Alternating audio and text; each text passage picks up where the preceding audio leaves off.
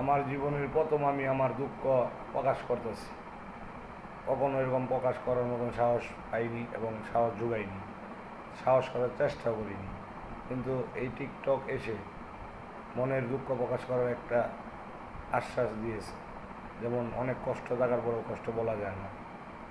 আমার মনের অনেক কষ্ট ছিল, এই কষ্টগুলো আমি আস্তে আস্তে টিকটক ভাই বোনদের বলতে চাই, যারা আমার মতো কষ্ট পেয়েছে তারা যেন কখনো কষ্ট না পায়, প্রেমে ব্যর্থ না হয়। প্রেম ভাই কঠিন একটা জিনিস।